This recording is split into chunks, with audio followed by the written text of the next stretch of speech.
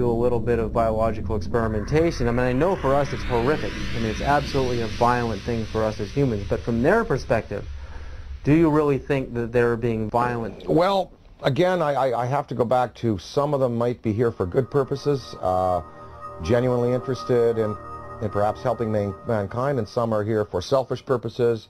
Maybe these abductions, even though they're done in a objective but biological way, like we dissect frogs, maybe they're doing it just for fun and for sport. I mean, I don't know. I think probably that that the fear could be justified in some senses. Anne Druffel has written this book about how to prevent being abducted.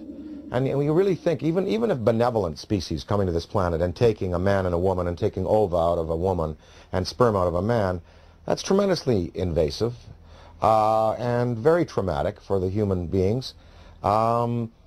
So even if the motives are good, these actions are as violent as anyone we're capable of on the planet.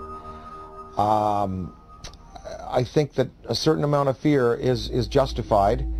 If you look at Day the Earth Stood Still, the first thing that happens is the army is assembled and guns are shot at these beings and at the ship.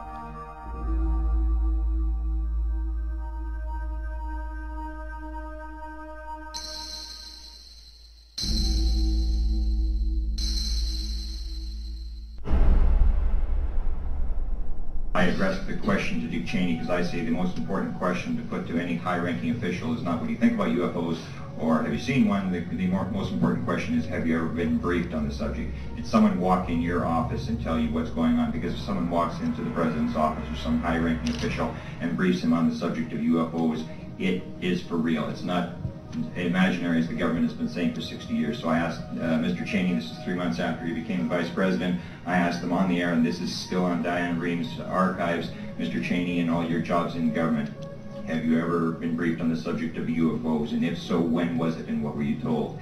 And Mr. Cheney said, if I had been briefed on that subject, it probably would have been classified and I wouldn't be talking about it. January 22nd, 1997, I noticed 3 amber orbs now at a distance far west on the horizon. And I'm thinking, wait a minute, even though they're in a line formation, they were amber, they were in a formation, they were hovering for minutes. And as I'm pointing like this, they reappear in the same spot. And I thought, I have to get a picture of this.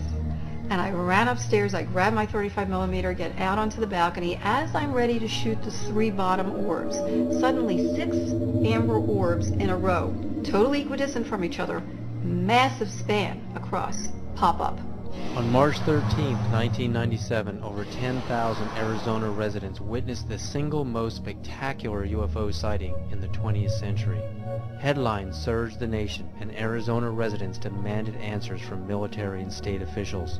A mile-wide UFO was seen from as far north as Flagstaff, Arizona, and then the giant triangular UFO hovered above the great city of Phoenix, Arizona, where Dr. Lynn Ketai shot this amazing videotape.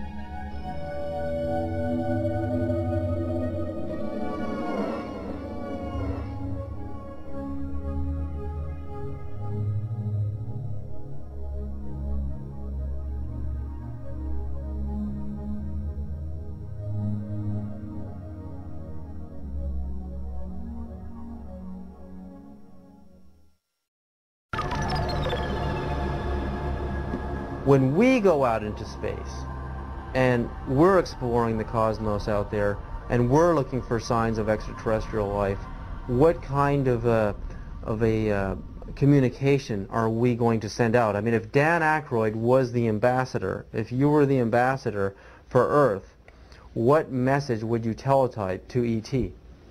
If I were to speak for mankind to these beings that were coming here, I guess what I would say is, let's go to some neutral place.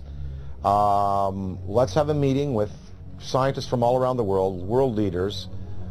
let's sit down and basically have a sort of a forum with you, the extraterrestrial or extra-dimensional beings. Let's sit down and kind of get to know each other. And you know, human instinct is pretty good, and I think you know, it would almost like be a sort of a G8 style kind of summit with world leaders, scientific leaders, and these beings, and you'd sit down with them, and you know, after about a week or even a couple of days or maybe a few hours, you would really sort of get a sense of what they're up to. But of course, you know, childhood's end, Arthur C. Clarke's great story. It looked like these beings were benevolent, even though they had a malevolent appearance, and in the end we find out that they meant no good for our planet. So I think it's important that some branches of the military and police be briefed on these in a very real sense, and be told, you know, they are real, people are being abducted, there is mind control in play here, and that we do have to be vigilant. Now, if we knew that there was a purely benevolent race, like if something happened in Iraq where all of the electronics went out in the American military and all of the insurgents' rifles jammed, or we saw all of the polluted waters in North Carolina from the pig farming completely healed overnight, and different signs like this, then we would know we're dealing with a benevolent species, and then we could really be open and welcome.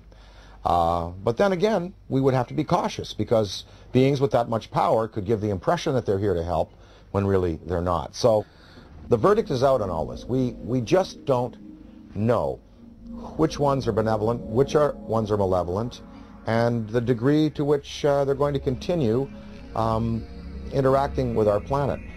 But what would really help is if the United States military and police and government open it up to their staffs and say, look, this is something we really do have to consider, because, you know, maybe the defense, the survival of our species could well be at stake. If you look at the history, you know, from, say, Ken Arnold's first sighting in '47, going back to the Bible, Ezekiel's wheel, going back to the medieval manifestations of little saucers and UFOs, that painting of the Madonna that's very famous, in which it appears, up to now,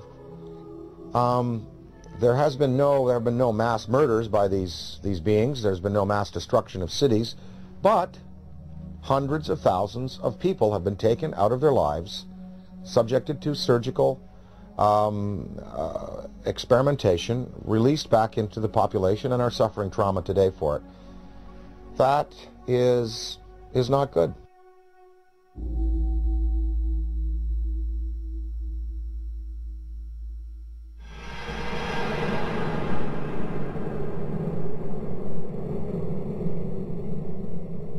The idea, I mean, like in the movie Close Encounters of the Third Kind, the meeting on the dark side of the moon in Devil's Tower, Wyoming, I mean, it seems like the logical thing to do. I mean, we have a communication, a teletype message, we have a place, a location, and a time, and we isolate it from the public until we know it's safe. I mean, we check each other out. I mean, this seems like the most logical thing to do, you know, even rather than meeting on the White House lawn. I mean, this is the way we would like it to happen.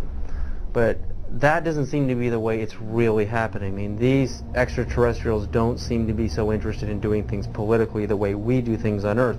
They're picking certain individuals to contact. They are zeroing in on those individuals. But now, I mean, there are so many sightings going on all over the planet. I mean, it's just amazing. I mean, Iran, Turkey, Mexico, Venice, California, Sonora, California, Texas, Death Valley. I mean, the reports are coming in every other day now.